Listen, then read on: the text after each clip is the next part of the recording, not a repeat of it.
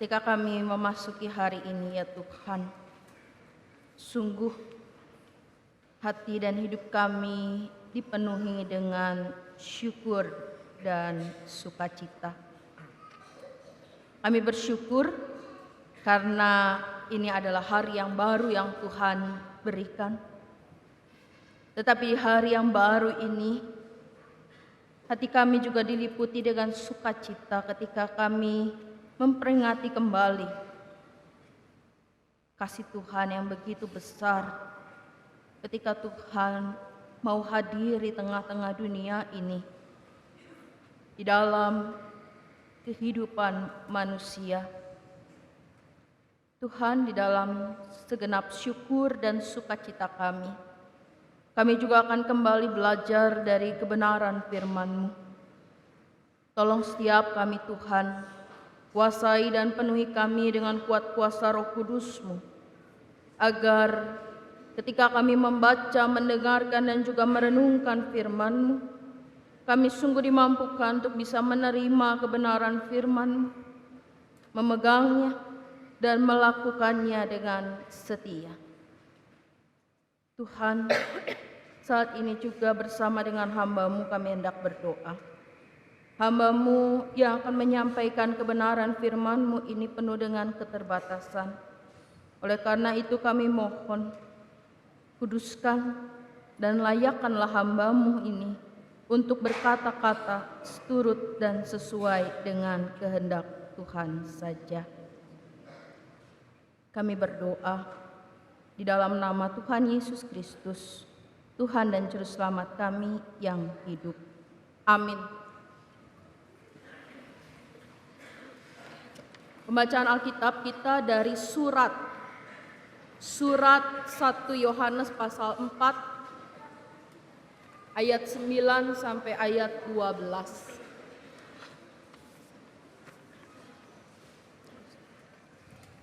Surat 1 Yohanes pasal 4 ayat 9 sampai 12.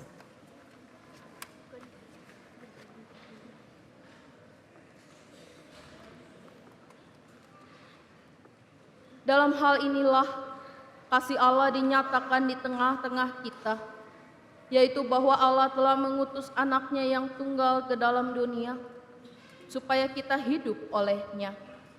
Inilah kasih itu, bukan kita yang telah mengasihi Allah, tetapi Allah yang telah mengasihi kita dan yang telah mengutus anaknya sebagai pendamaian bagi dosa-dosa kita.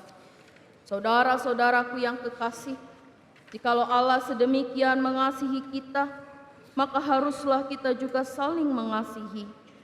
Tidak ada seorang pun yang pernah melihat Allah. Jika kita saling mengasihi, Allah tetap di dalam kita, dan kasih-Nya sempurna di dalam kita. Demikianlah pembacaan Alkitab kita. Yang berbahagia adalah setiap kita yang mendengarkan firman Tuhan dan yang memeliharanya. Haleluya.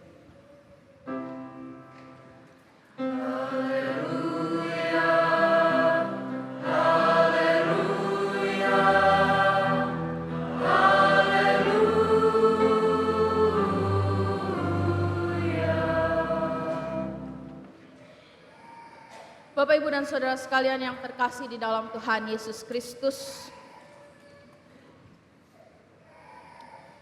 zaman berubah. Kita pasti setuju bahwa segala sesuatu berubah. Dan perubahannya itu, kalau boleh saya katakan, perubahan yang drastis, sungguh amat berbeda dari apa yang dulu pernah terjadi. Coba saja Bapak Ibu Saudara, sekarang kalau misalkan kita berkesempatan pergi dan mau makan di luar rumah, kita ke restoran atau ke kafe, mungkin kalau anak-anak muda ya senangnya ke kafe. Kalau dulu biasanya kita masuk ke restoran, nanyanya apa? Menunya apa? di restoran ini makanan yang oke, makanan yang favoritnya apa, terus pesen. Tapi saya tadi bilang zaman berubah. Sekarang kalau masuk restoran, masuk kafe, yang ditanya prioritasnya bukan nanya makanannya apa. Kira-kira nanyanya apa? Ada free wifi-nya enggak gitu ya. Ada free wifi-nya enggak gitu kan. Atau kalau kita udah baca tulisannya free wifi gitu ya.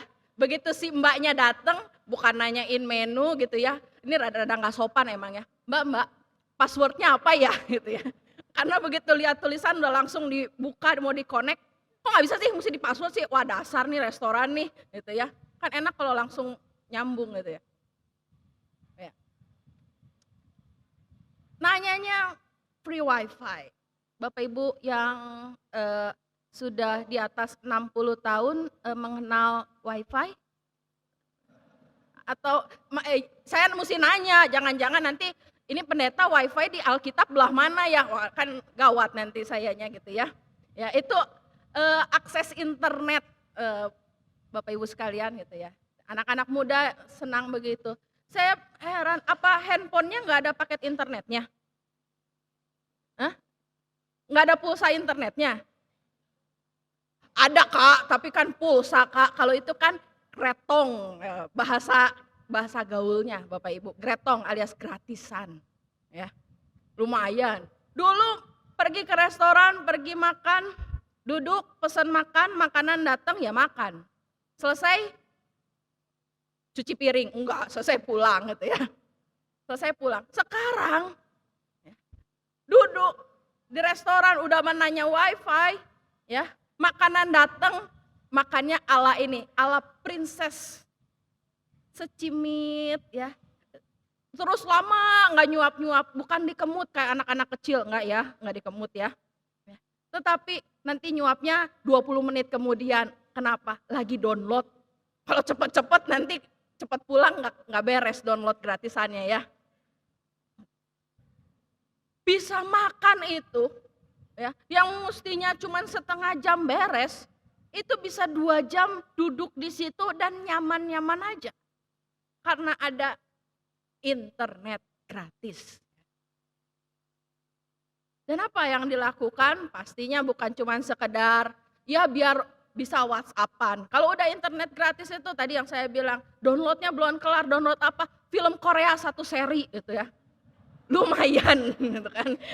Kalau di rumah dimarahin sama si papa, ini kok internetnya cepet amat habisnya paket gitu ya. Mending di situ download 1 seri ya 12 episode, 14 episode gitu ya biar bisa nonton gitu. Download. Ngapain lagi? Pakai internet gratisan. Oh update, tadi ada yang kedengeran dia ngomong update. Update aplikasi katanya di handphone ya. Udah mesti pada di-updatein soalnya ya. Update gitu ya. Sampai semua ya udah update ya. Apalagi kalau sinyalnya kenceng. Aduh puji Tuhan deh. Ini restoran baik banget nih. Download, update, upload nggak? Mumpung dapet ya sinyal bagus, upload ya. Upload video, upload foto, semua dibuka. Facebook, Twitter, Instagram, Pet gitu ya. Uploadin semua gitu ya. Gratis namanya. Nah apa sih kok Kaisa ngomongin internet gratis padahal lagi Natal? Kaisa membayangkan, saya jadi kayak ngomong ke anak remaja lagi ya. Saya membayangkan Bapak Ibu Saudara Natal itu seperti Tuhan buka akses gratis. Tidak ada ya harga yang harus kita bayarkan kepada Dia. Tetapi Dia menyediakan semuanya. Bahkan sebelum kita minta, ketika peristiwa Natal di mana Yesus Kristus firman Allah yang jadi manusia itu hadir di tengah-tengah dunia. Tuhan seperti membukakan, inilah akses free. Siapa saja boleh datang. Oh, tadi kita lihat di dalam penggambaran melalui tarian ya. Gembala yang oya-weo itu, ya kan? mereka bisa datang. Orang Majus yang luar biasa kerennya bisa datang. Tidak ada yang tertutup aksesnya untuk berjumpa dengan Tuhan. Semua dibuka. Natal adalah ketika manusia bisa punya akses untuk masuk di dalam kasih Tuhan. Kasih yang tidak harus kita bayar dengan perbuatan baik, kasih yang tidak harus kita bayarkan dengan segala kesalehan, kasih yang tidak harus kita bayarkan dengan status sosial kita. Tetapi kasih yang begitu indah dan sempurna untuk semua orang. Siapa saja boleh pakai, siapa saja boleh terkonek, terhubung dengan itu. Ini bukti Allah peduli terhadap kita. Allah tahu apa yang kita butuhkan. Dan Dia menyediakan itu. Dia menyediakannya terbuka bagi kita semua. 1 Yohanes pasal 4 ayat yang ke-9 menyatakan bahwa kasih Allah dinyatakan di tengah-tengah kita. Kasih Allah bukan dinyatakan jauh di sana, di mana engkau harus mencari bersusah payah. Tetapi kasih Allah dinyatakan di tengah-tengah kita, hadir di tengah-tengah kita.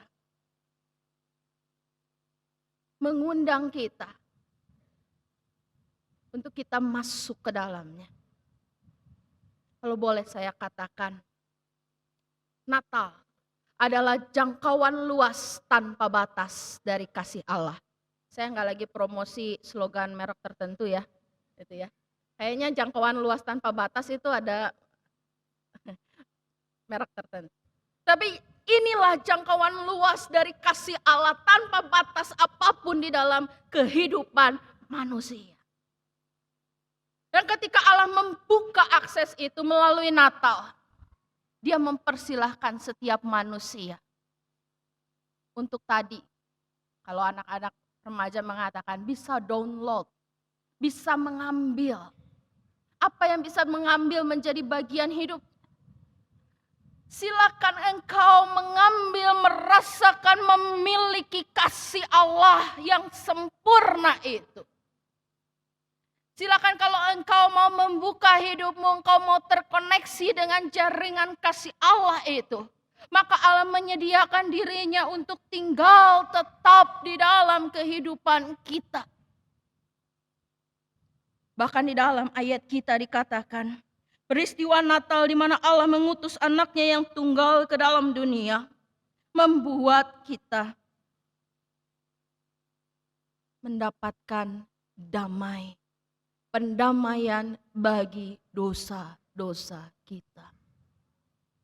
Satu hal yang secara spiritual menjadi kebutuhan yang tidak tergantikan bagi umat manusia.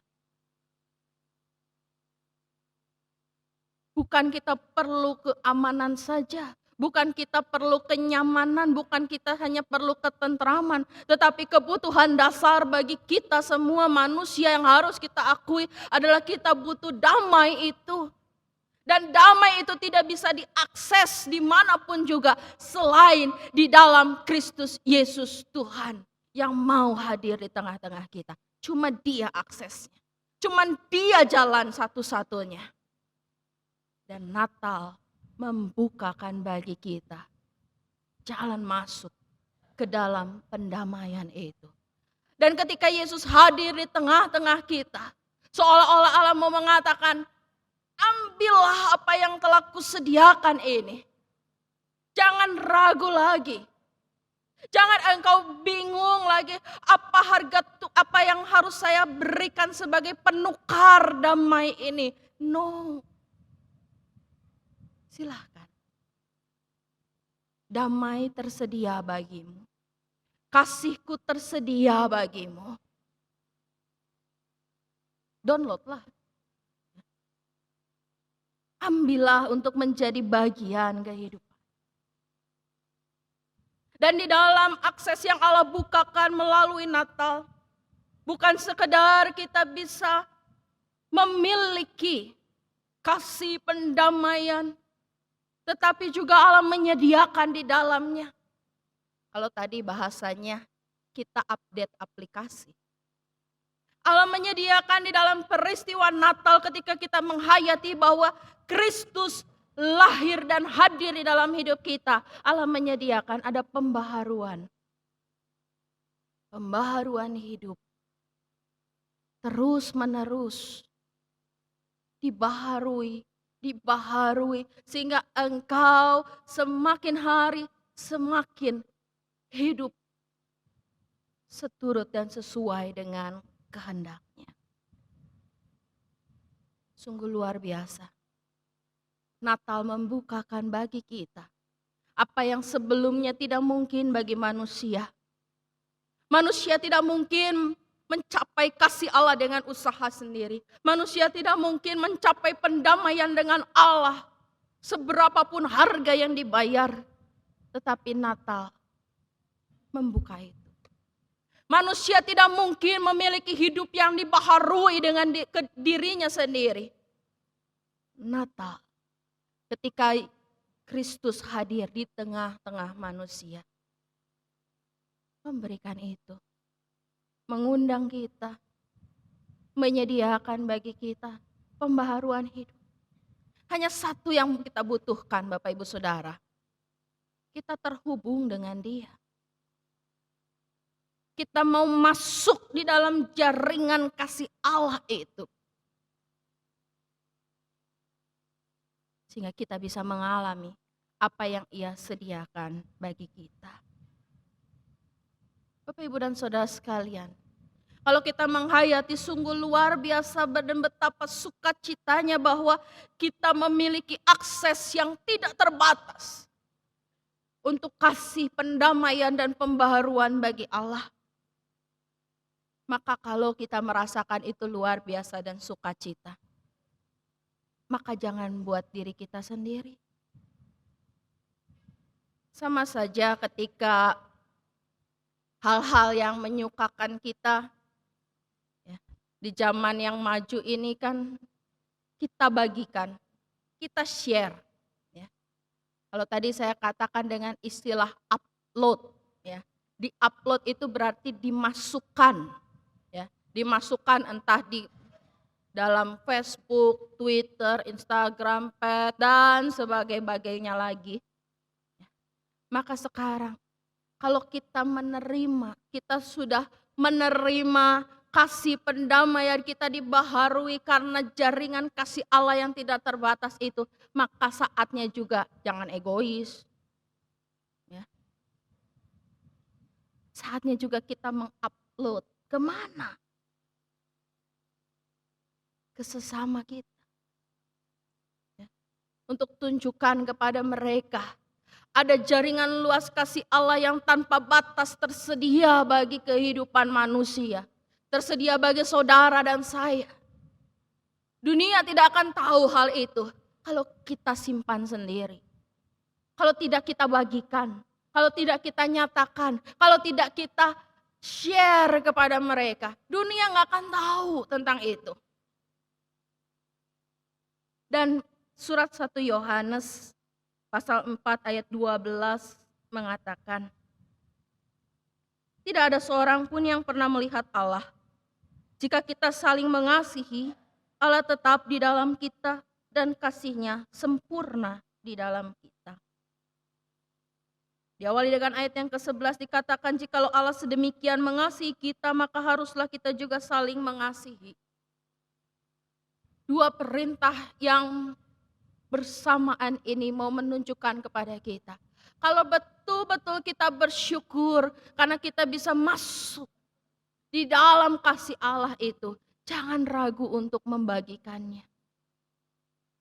Wujud kalau kita menerima dan kita bersyukur dengan apa yang Allah sudah sediakan bagi kita.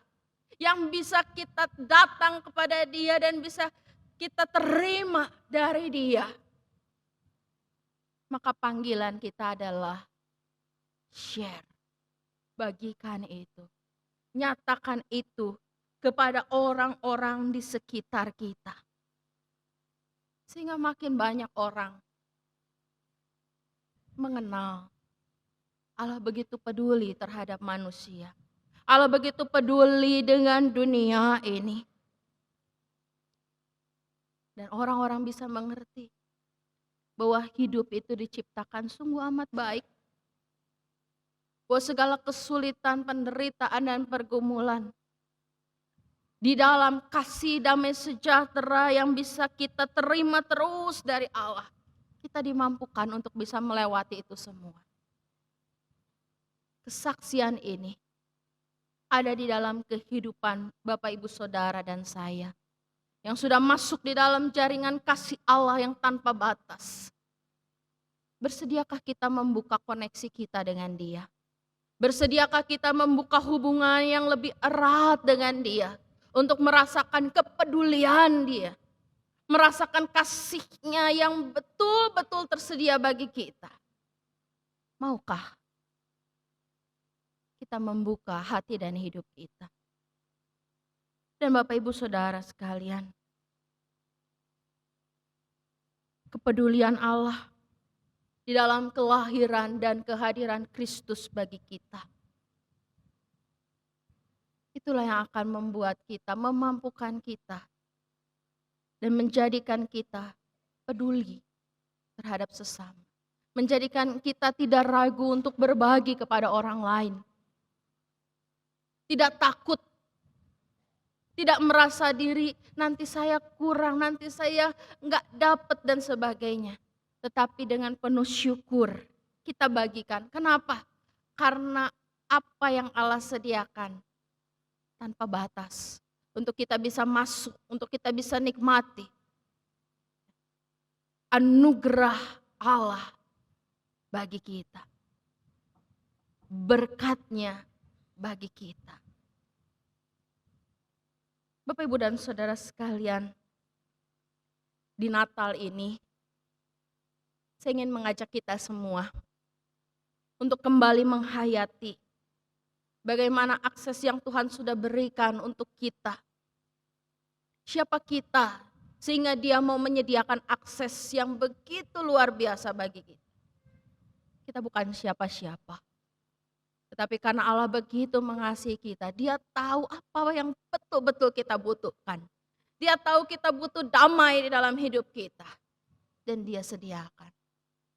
Dia tahu bahwa kita membutuhkan anugerah untuk kita bisa menjalani hidup ini. Dia sediakan buat kita. Dia tahu bahwa kita butuh berkat Tuhan untuk kita bisa menjalani hari-hari kita. Dan tanpa ragu, tanpa syarat, Allah juga menyediakannya bagi kita.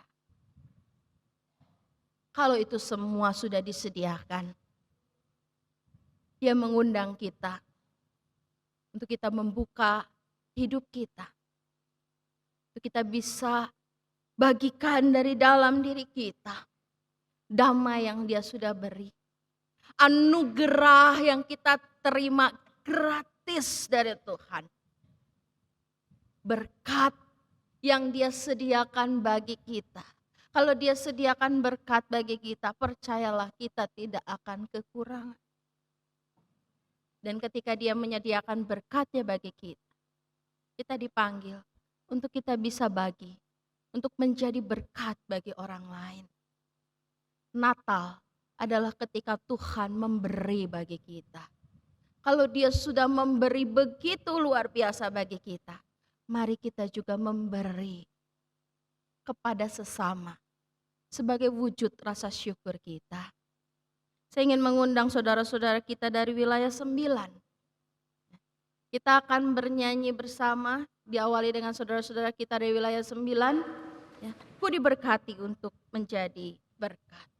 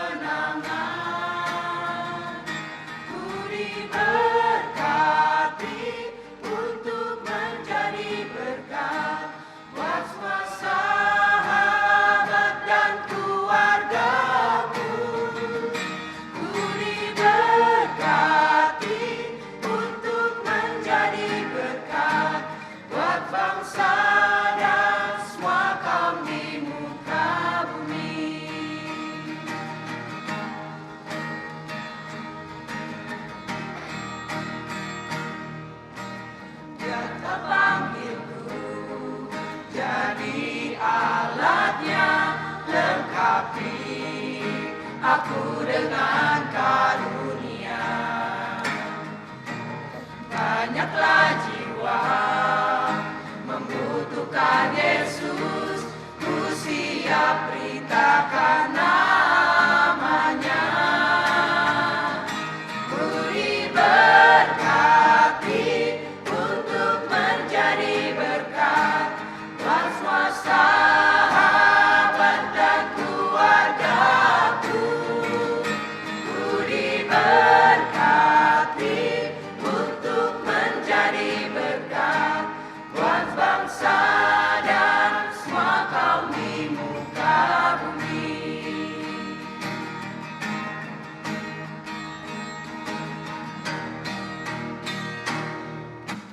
Dia telah memanggilku jadi alatnya, lengkapi aku dengan karunia, ku siap beritakan namanya. Dia telah memanggilku jadi alatnya, lengkapi aku dengan karunia, ku siap beritakan namanya. Dia telah panggilku jadi alatnya, lengkapi aku dengan karunia. Banyaklah jiwa membutuhkan Yesus, siap beritakan namanya. Ku diberkati untuk menjadi berkat buat semua sahabat dan keluargaku. Ku diberkati untuk menjadi berkat bangsa dan semua kaum di muka bumi. Ku diberkati untuk menjadi berkat buat semua sahabat dan keluargaku. Ku diberkati untuk menjadi berkat bangsa dan semua kaum di muka bumi. Buat bangsa dan semua kaum di muka bumi.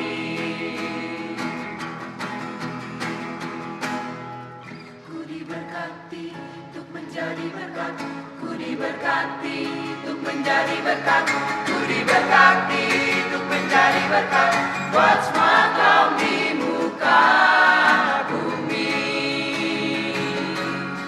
Buat semua kaum di muka bumi. Mari kita nyatakan kembali ya Bapak Ibu Saudara. Kita akan nyanyikan lagu ini bersama dengan saudara-saudara kita. Kita hayati betul hanya karena anugerah Tuhan yang memanggil kita, beri keselamatan untuk kita. Yang memanggilku dan telah selamatkan, ajaib anugerah yang ku terima.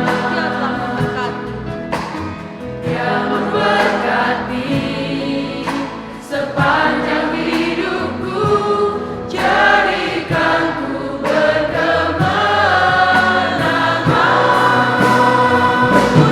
Ku diberkati untuk menjadi berkat buat sahabat dan keluargaku. Ku diberkati untuk menjadi berkat buat bangsa dan semua kaum di muka bumi. Dia memanggil kita menjadi alat. Yang terpanggilku jadi Dia lengkapi kita dengan karunia. lengkapi aku dengan karunia.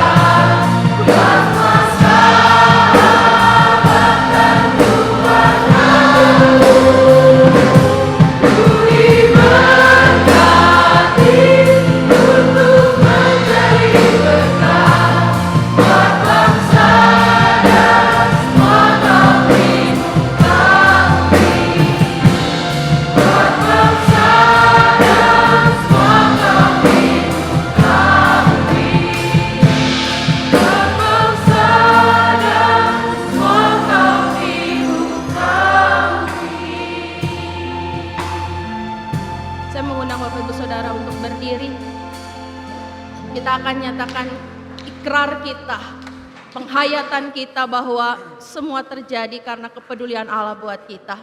Kita akan nyatakan iman kita seturut dengan pengakuan iman rasuli. Demikian. Aku percaya pada Allah, Bapa yang Maha Kuasa, Khalik langit dan bumi, dan pada Yesus Kristus, anaknya yang tunggal bagi kita, yang dikandung daripada Kudus, lahir dari anak Maria, yang menderita sengsara di bawah pemerintahan Pontius Pilatus, disalibkan, mati dan dikuburkan, turun dalam kerajaan. Pada hari yang ketiga, bangkit pula dari antara orang mati, naik ke surga, duduk sebelah kanan Allah, Bapa yang Maha Kuasa, dan dari sana Ia akan datang untuk menghakimi orang yang hidup dan yang mati. Aku percaya kepada Roh Kudus, gereja yang kudus dan am, persekutuan orang kudus, pengampunan dosa, kebangkitan orang mati, dan hidup yang kekal. Amin. Silakan duduk, mari kita bersatu di dalam doa.